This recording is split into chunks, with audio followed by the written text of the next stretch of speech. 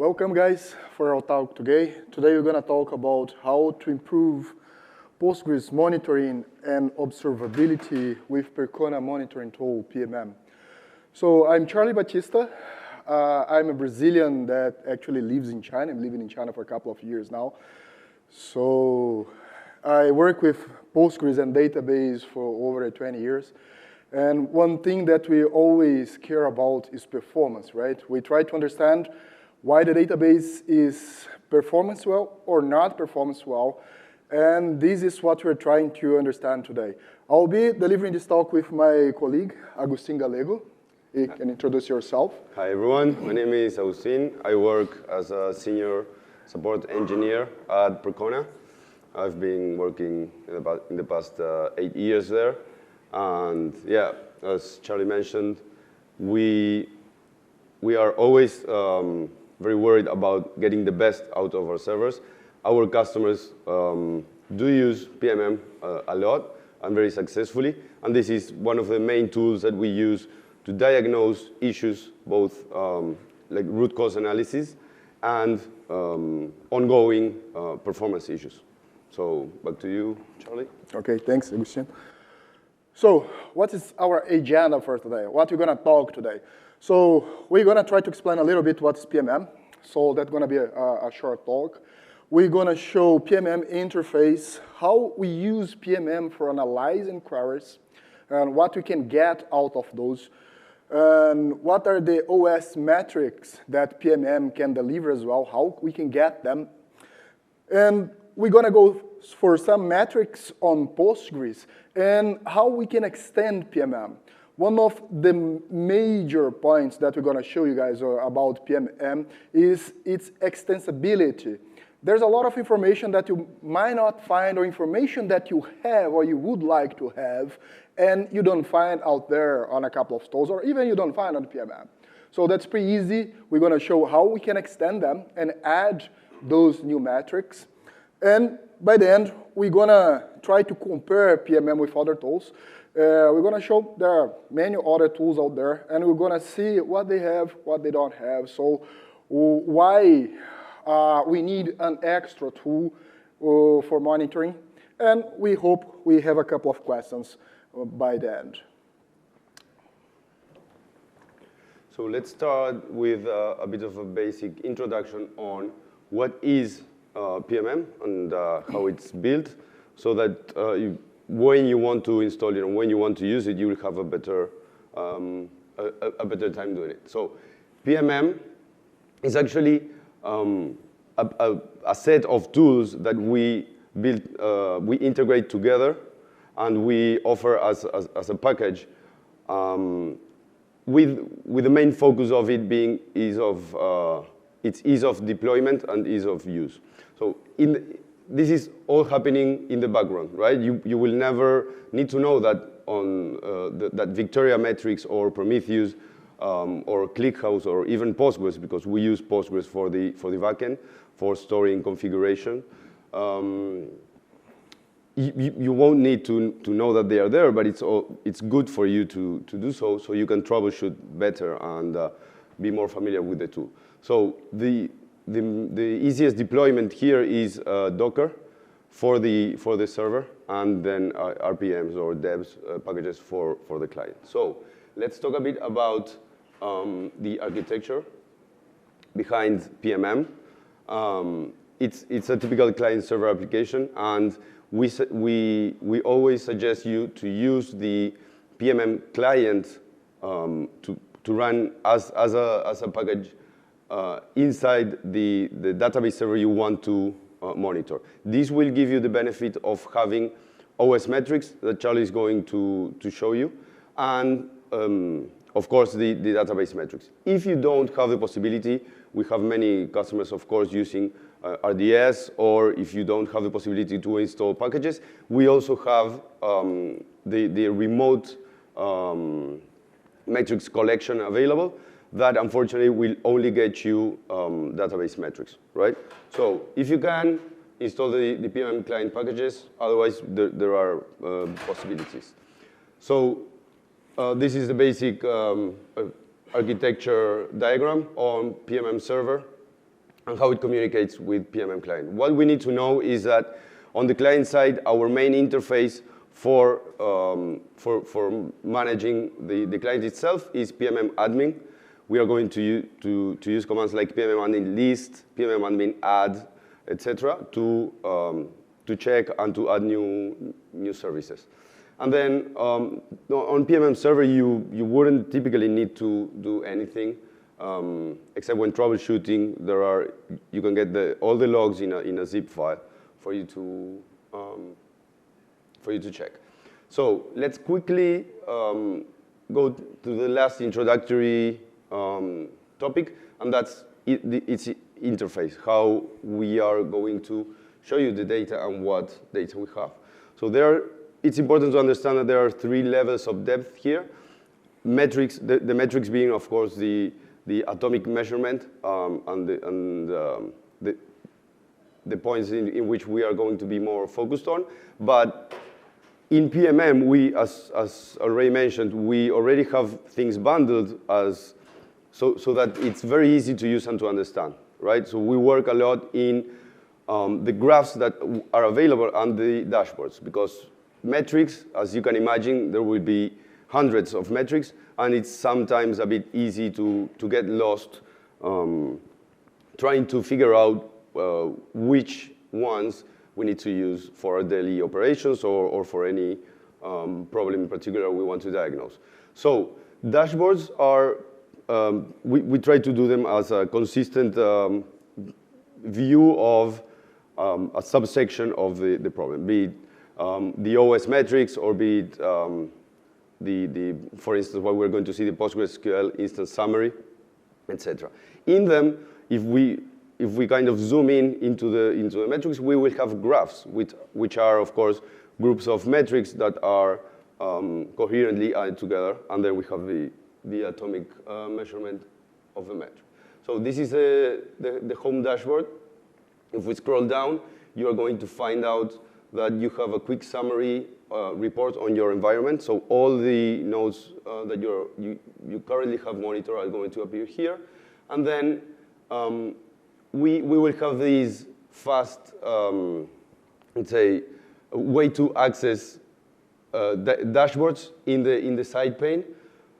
This is an easy way of traversing all the dashboards we have, and in particular for PostgreSQL, right now we have the overview and the summary dashboards. We are currently working on extending these offer, let's say. In the top left side of the interface, we are always going to have the dashboard that we're in, and then we will have some time range and refresh access menu there. Once we access a particular dashboard, for instance, we are in the Postgres install summary here, we are going to have an additional way to traverse the different dashboards here and even access query analytics, which Charlie is going to show right now. Well, thanks, Agustin. One of the things that we are always care, as I said, on when you're working with the database are performance. And at Percona, we do care about performance. We're always trying to find a way to optimize and to get the best of performance. And what we've seen along with the time is, even though we spend a lot of time optimizing the configurations, the setting, the box, everything, what gives us the most performance or performance impact are queries by the end. So when you get a huge box, let's say you get 1.5 terabytes memory, 500 CPUs, NVMe SSDs, so you can get a quite good performance out of the box, right? We can go to there, we can check everything, we can optimize, we can change the configurations, we can do a lot. And sometimes we get like 5, 10 times up performance just optimizing those things. But when you get a bad query and do an optimization, sometimes you go for 1 second to 10 milliseconds or 1 millisecond. So we are not talking anymore about 5, 10 times. We are talking about orders of magnitude on performance difference. right? And that's why we always care about query analysis. And on PMM, one tool that we have, and we are always improving, so is the query analysis dashboard. As Agustin said, we try to divide and split the information inside of PMM on dashboards. So getting the dashboards you get for a very specific kind of problems. In this example here, we are going for query analysis. This is the problem we're trying to solve now. So when we're going for the query analysis, what we usually want to see? Well, we want to see the queries, the ones that are running the most, right? What is giving the most of the load for us? Because sometimes you have in your database 20, 30,000 queries per second. So you don't want to look at 20, 30,000 queries per second. You want to look at those 20% of the queries that are going to give you 80% of performance optimization, right? So this is what you always try to do. So then we go here, we can try to take a look, okay, what are the queries that give us the most of the load? Well, we can go for the Postgres logs, or we can just log into the Postgres, right, and collect that information. But when you have a tool that collects and shows you in a better manner, you can explore more. And another thing that is important is aggregating that information. So you might have that information on your logs, and you might have that information in your database, but aggregating that information and keeping that information for later analysis is also very important. And that's why one of the reasons why we also keep those information here. So as we can see here, that's going to show us other queries.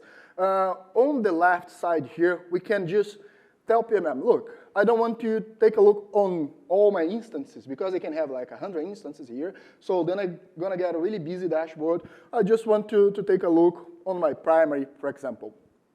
Oh, sorry. I just want to take a look on my primary, for example. Yeah, it's going to show the primary. And then we can go over the queries. We're going to have a quick demo soon.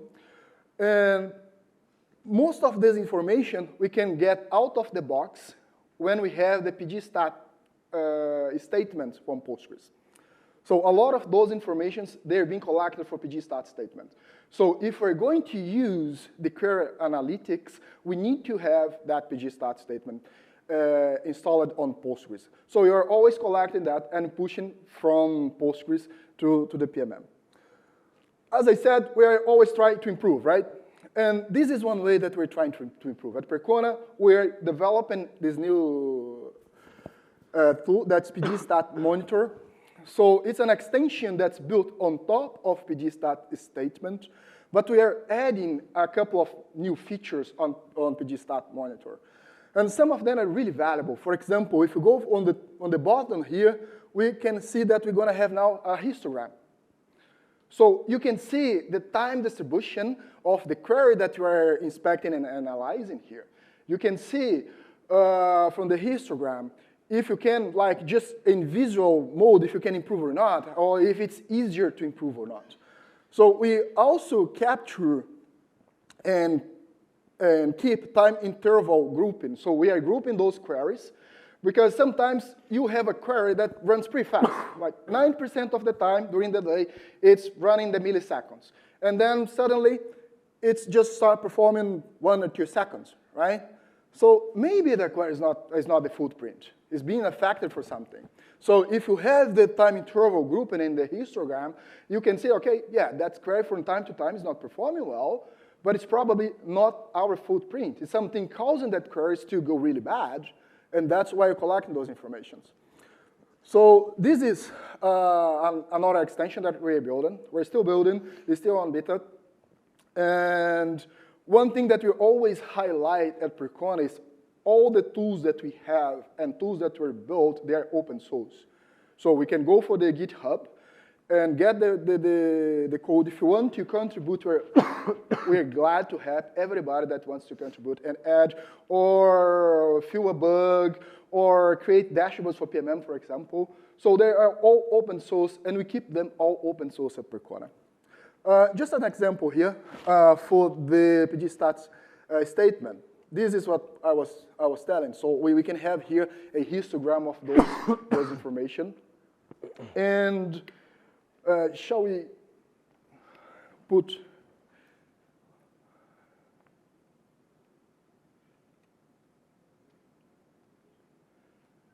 and well, this is PMM. So we have a couple of instances running, actually 2 instances, literally a couple of instances running on AWS. So, and we run a couple of loads on those instances. And as I said, this is the query analysis. So we already get a lot of information if you take a look here. We have information about the loads. We have the counts for the query average time. So we can also add more columns here, for example. Let's say I want the reading blocks. So if we do have for those queries, we don't have that information, but we can add here. It's very customizable. We can just build the tool the way we really want the tool to run, the way the tool goes. So if I pick, let's get one select here, this select, for example, it's going to show us a bit more information. OK, yep. So we can see the count, how many queries per second we're having, the average query time, the load. We can get information about the tables here. Some of those informations here, for example, the query plan, they come from pgstat-monitor. And this is important to notice. Some of those information, for example, now on this example here, we're using pgstat statement. So of course, we won't have the query plan for here. So this plan is not available. And we can use, even if we don't have the pgstat-monitor for Percona, we can use out of the box using pgstat statement. But some of the more advanced features, let's put on this way, they will be available when we have the pgstat monitor installed. And as Agustin was saying, so we can also have all of those information when you're using your database as a service. So you can get those information from the AWS. So PMM can also collect those information from database as a service. OK, moving on.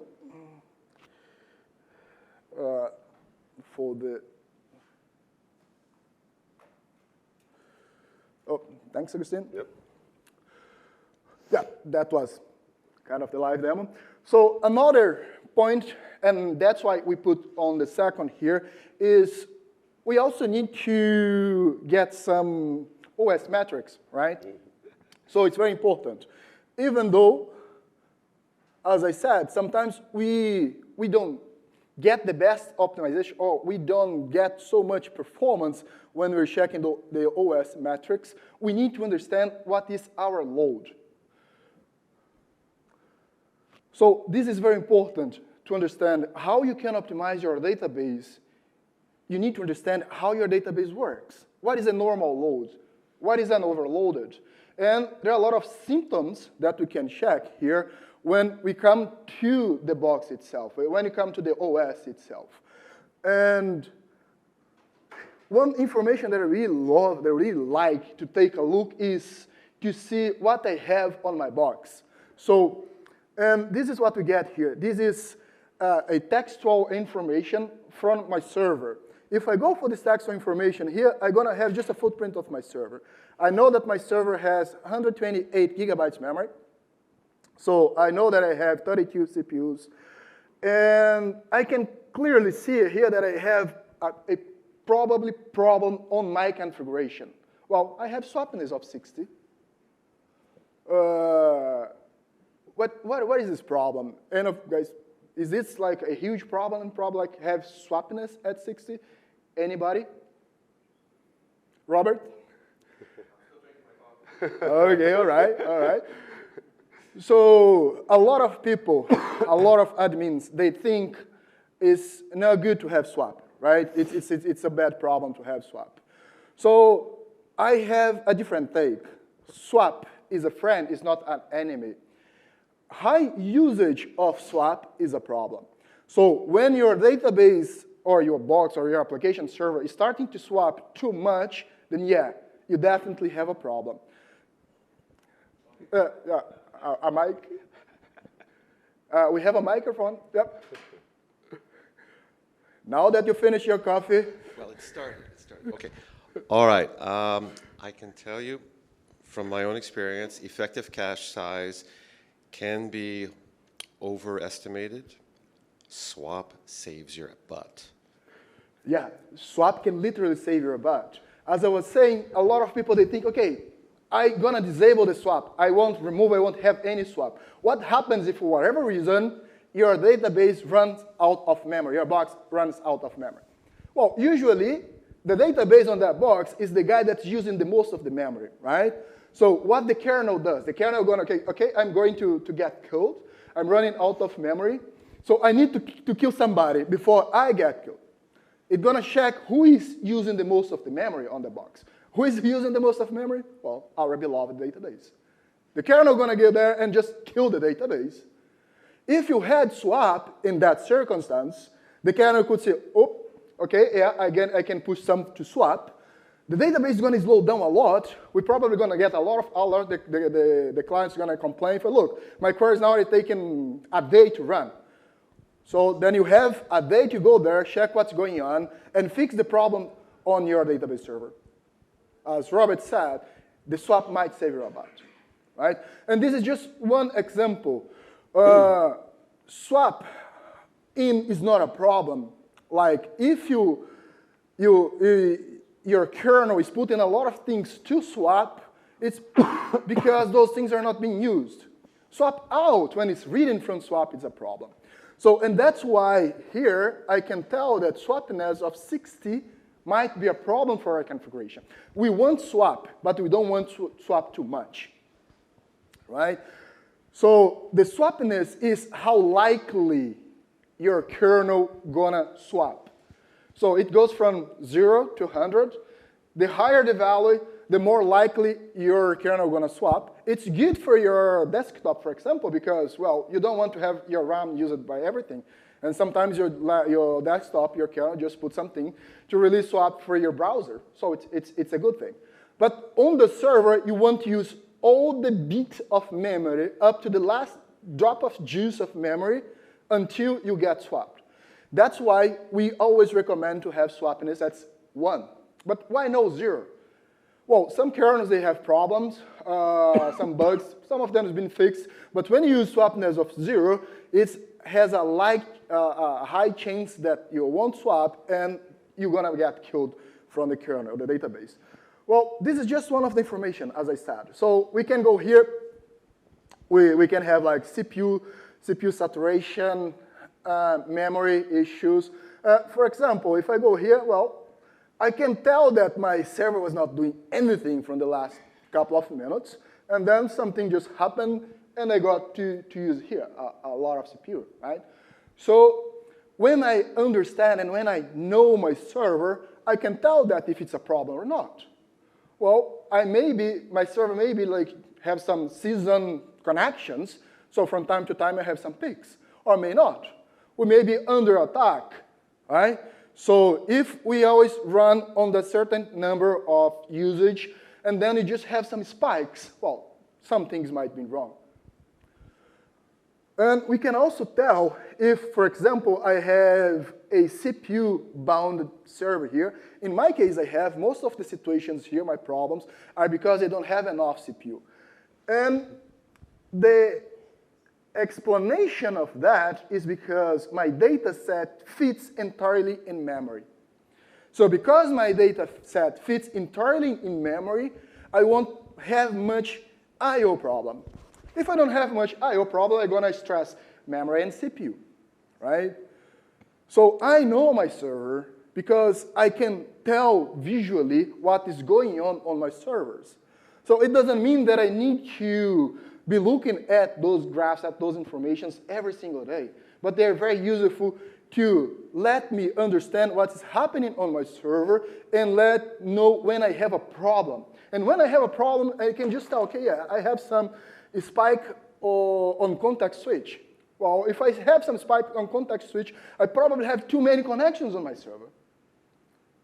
Because now the CPU is putting in and out too many threads. So then that's why I have so many context switch. So it's probably I have a connection spike here. And I didn't even look at any database metrics. I'm just looking at the OS metrics. So it's not so important to have the OS. It's very important to know what they're telling you, what is the story of those metrics are telling you. And one thing that we try to put on PMM is to organize them in a way that, yeah, they can tell you a story, and you can understand that story. And if it's not the way that best that you get, so what can you do? You can build your own dashboard. You just move them around, and you build your own dashboard that fits the best for you. Yep, coming back, I guess. Yep.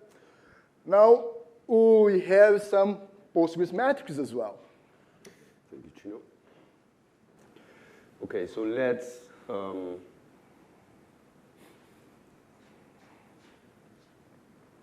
check the PostgreSQL dashboards we have. So as we mentioned before, by default, we will have two of them. One is the overview dashboard, and the other is the instance summary. The overview will give us, as it says, is like a bird's eye view of our environment, right? So this is typically used with with all the node names enabled, and we will get a quick run on all of them at the same time, right? So let's get the last 1 hour, and we've been running like a PG bench in the background. So things will be kind of stable and predictable, let's say, right? So it's a TPCC-like benchmark. Quick question. Can Yeah. you switch that to a white background Yeah. easily? It might be easier to view. I'm thinking it's a little difficult to view right now. Yeah, that's true. Wait, I can't see a bit users.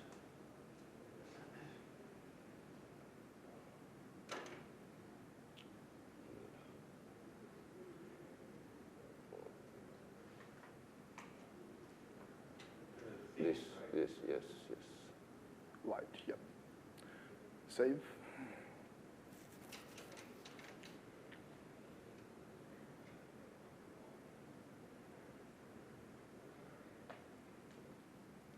Is it better? Yeah, oh yeah. Okay. And let's go back to last 1 hour. So yeah, we will have like a bird's eye view of our entire Postgres fleet. And of course, you can select a subset of them only if you're so interested in doing it. But this will give us general details about all of our instances. So what happens is, for instance, we have auto vacuum disabled. We typically shouldn't, right? Unless you are very aware of what you're doing. If you have auto vacuum disabled, this would be, for instance, red, and you can instantly know that your secondary PostgreSQL server has the auto vacuum disabled. So again, you will have a lot of information here about the high-level overview of your server. So as Charlie was saying, if you are already familiar with the amount of traffic that you have or the amount of workload that you expect from each of them, this is a great dashboard in which you can check the health of your overall Postgres fleet. So let's say that you find that your PG primary server is having an unusual load, and you would like to check more on what's going on, right? So the instance summary would be the next step to go here. And as you can see here, we are going to show you some other dashboards that we have created for some custom metrics that we don't currently have available in our stock PMM, right? So let's select the primary. So in the instance summary dashboard, what we have is a bit of a zoom in into the, what we had in the overview. In the overview, we had some generic information, and we can drill much more in here. So instead of having simply the connections, we have the connections and in which state they are, right? So if, for instance, you would have an increase in idling transaction here, you may know that this could lead to issues down the line with the transaction times and the amount of data that you have to keep on due to MVCC and potential issues with AutoVacuum not being able to do its job correctly, right? So the first section has some high-level overview of some important variables, and we try to, in all of our graphs and dashboards, have as much information available to the user as possible. So in case if you are not really familiar with what you are being displayed, you're seeing that what's being displayed, that you can at least read a tooltip and have more information easily available. So if you see this eye icon in graphs, you can hover over it and you will get more information that will help you guide through what you have. So as I mentioned, we do have a kind of stable workload here, but we can already infer some important information here that this is scanning and returning roughly the same amount of tuples. So at least we can say that we are either using properly indexes or we are just returning all the rows that are being scanned.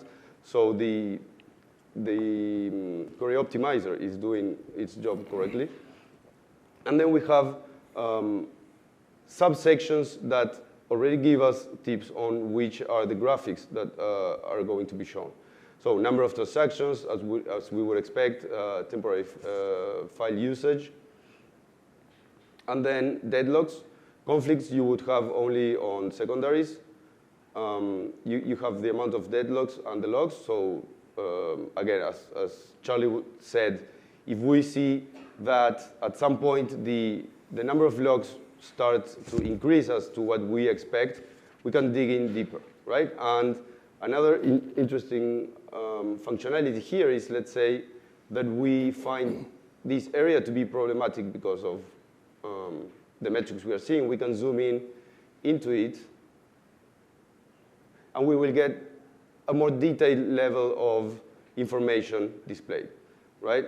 Grafana will show us the average of depending on the zoom level we have, right? So at some point, we would be interested in zooming in and getting more detailed level of information with more accurate information, right? So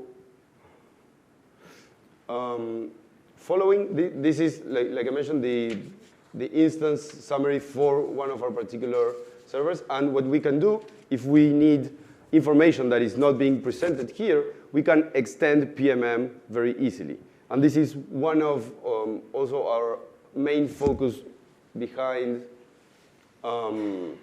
making PMM available to users is of extending the functionality, right? So there are two different ways of doing this. We have the custom queries and the text file collector, right? The custom queries, what we are going to have is a YAML file in which we will tell PMM which query we want to run, and we need to detail each of the columns that are going to be returned under kind of semantics behind it, right?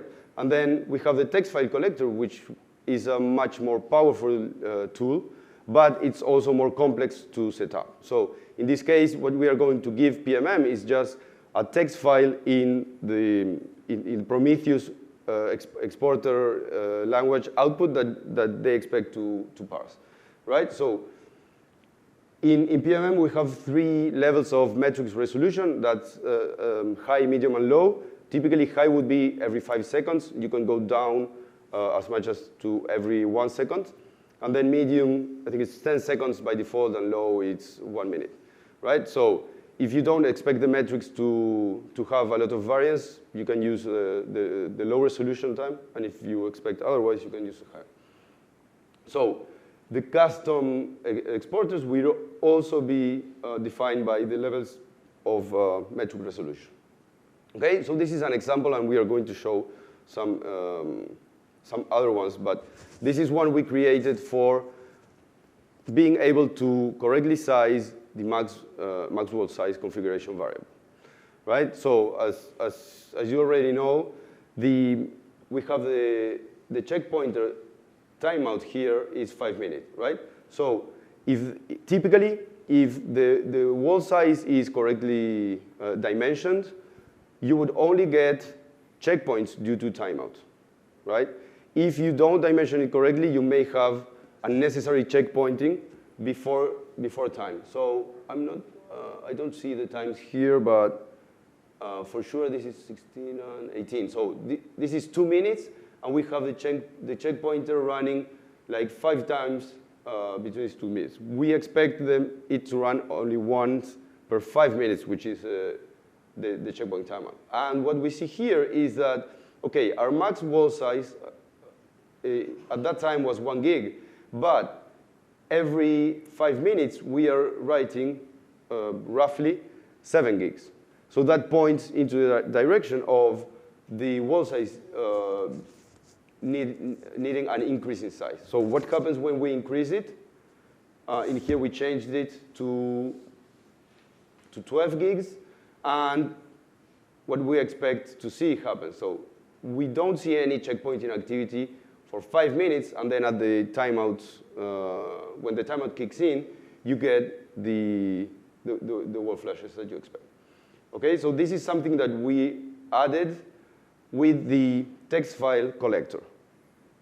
How do we do it? It's really not that complicated. We get the wall LSN initially, and then what we do is just iterate every 10 seconds, and then update the file that has and here below you have the file with only the information written.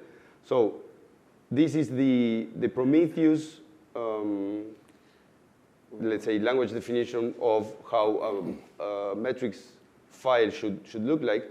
And it's the metric name, then you have these tags and the values, and you can have a comma here and an undefined amount of tags there. And then finally, the value for that metric, right? In this case, we defined it as a counter, and it's the number of bytes being written to the logs, right? So what we do is get the LSN, and every 10 seconds, we just calculate the diff with these PostgreSQL functions, and we get the amount of bytes that were written in that time. So the collector will run every, in this case, we use the low resolution, the medium resolution, so it will run every 10 seconds and collect this data and graph it and use it to create these graphs, okay? Another thing we can do is, for instance, have information on the replica lag, the secondaries in megabytes, right? So in this case, we used a query. Let me show you first the query. And the YAML file will look like this, right? So it will have the metrics name. Here you have the query, so the query is all of this. And every column should have a specified metrics subsection here, right? So our query returns application name, client address, state, and byte lag. This is a metric that we are going to use, and then we are going to use the client address as a label for that metric so that we can know which replica is having this amount of lag, right? And then, of course, sorry? We got a question. Okay. Just a comment. Yeah? Everybody's familiar with Postgres 9.6? We had a contract, had a client. 9.6 was one of their servers in the cloud on Amazon. It did not work. Root cause analysis, Amazon never implemented the function call to report replication lag. Oh, really? Yeah. Well done, well done. So yeah, this is what we would get in this specific case. And we would also like to mention that you have to have some knowledge on, which is really basic as you can see, on PromQL language, right? This is how we get the metrics out of Prometheus or Victera metrics, which is what we are currently using. But yeah, this is really basic, and what we are saying here is that that we want the instant rate for this metric that applies to this service name, which is what we can get from the, I will show you now in a second, but from the drop-down menu in the dashboard, right? And then just use the interval that we have currently selected, which by default is automatic, so it may be every 5 seconds, or as I mentioned before, if we zoom out, interval will be larger. Okay, so this is, these are the two ways in which we can customize PMM to extend it as we want. And we have more information in this blog post. Sergey worked with a customer to port some of the PMM version 1 dashboards we had. And let me show them real quick. And this is what I was mentioning before that we created, right? So this is the one that has our custom replication lag, and well, let me zoom out a bit because.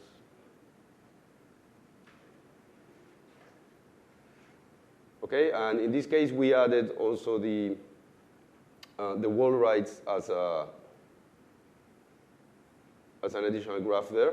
But basically, what you can get here is that the current rate of writes per checkpoint timeout is at 28 gigs, let's say, with our TPCC benchmark, right? And of course, we are going to checkpoint a bit more than we wanted, but we can easily increase the max wall size, and this will be as expected to run every 5 minutes.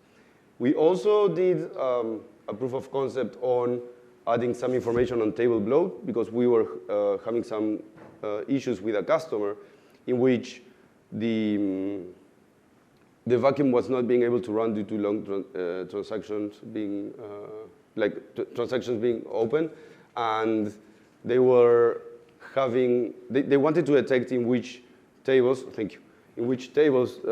they had more issues in terms of disk space underutilized, right? So we have 5 more minutes. Let me show you briefly let's use the table statistics.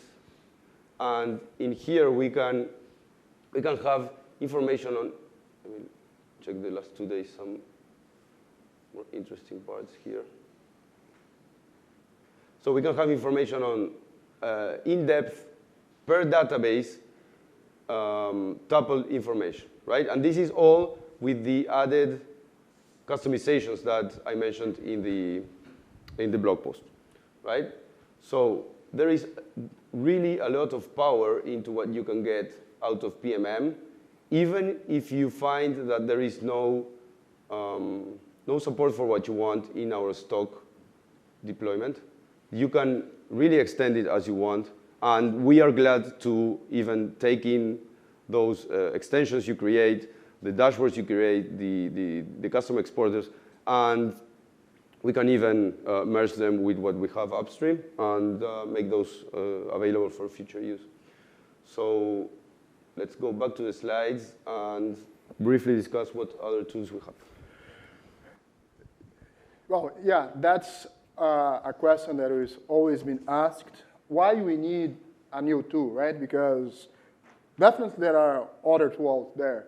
So I just picked a couple of them here. Some of them are open source, others are not open source. And one thing that we found that is not easy, especially on the open source world, is easily to customize. So if you go for old tools like Zabbix, Nagios, and it's not easy to customize.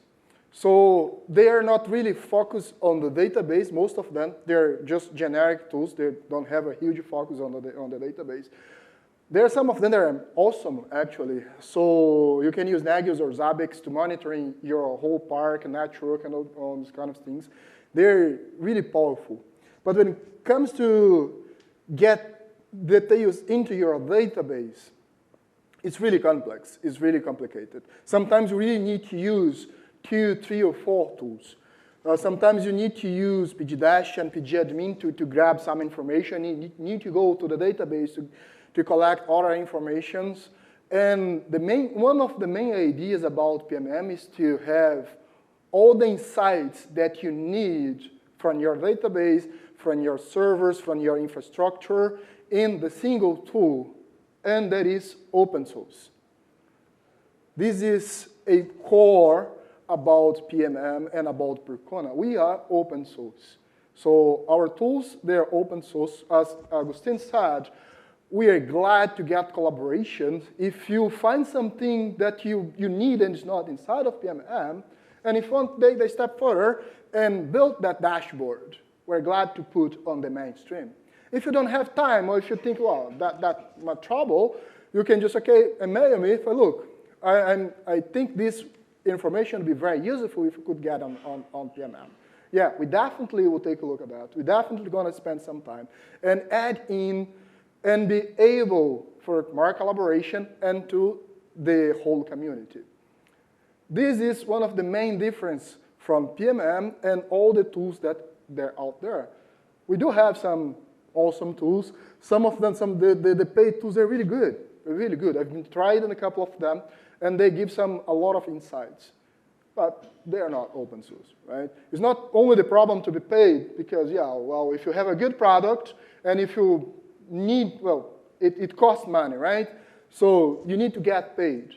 But if you can get that tools open source, that would be awesome. And that's, in my perspective, is one of the major points for the tools that you have out there. Well, we came to the end. In Percona, we stand for evolution. Ease of use, we always try to make things ease of use.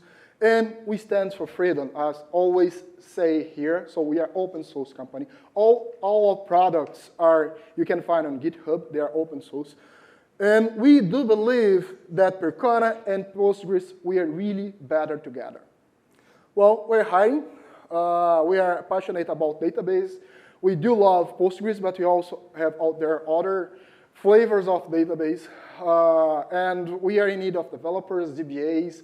So if you are there, if you want to learn more about Percona, more about what we do, we can go for percona.com/careers. So we'll be glad to talk to you.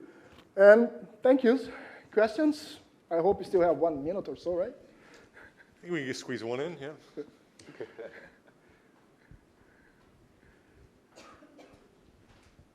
Yeah, I was wondering, for the query analysis, when you aggregate the queries, do you kind of parse out things so more queries could aggregate together, like things from the where clause and stuff like that? Sorry. Yeah, we do have, let me see if we can go back to the query analytics. You do have a tooltip here that tells you, and if you can see there are parameters there, that those make like a family of queries. Okay. So no matter the parameters you have there, this query will be the same if you used where AID equals 1, 2, or 5 million. So. Okay, Yeah, so all right, I wasn't sure if that was a parameter because it was a parameterized query or you parsed it out, but you... No, it's just being parsed out, yeah, yeah. Okay. They've been cleaned and parsed out to group them, as Agustin said, in the family of queries, yeah. And if you're using PG Stat Monitor, it will give you a sample of this query with the actual value that you get there from the database, and also an explain of that query with that sample of the parameter. Yeah. A completely separate query. Why not? Why isn't something like replication lag and the wall file monitor part of the core? I'm sorry, I didn't understand the question. You showed how you had the custom metrics for replication lag and wall file creation. Why isn't that? Why is that customized? Why is it not part of the upstream kind of base? Because we are currently working on it. Development and the support team were really close together. So as we see the need arising for metrics, if we can create them and then we push them to upstream. If we cannot, then we just say we have a need. We open a Jira ticket and we have a need for this, and we work on with the dev team to have it added. This takes a bit of time. So in the meantime, what we do is just create our own custom dashboards and use them temporarily while they are pushed. Awesome. I think, unfortunately, we are over time, so Okay. we're going to stop it there. But we can continue. We have the booth. Yep. We have time now. So yeah. Yeah, if you want to discuss, you can find us at the booth. And Okay. Yeah, but we can continue. Thank you very much. Guys. Thank you so much.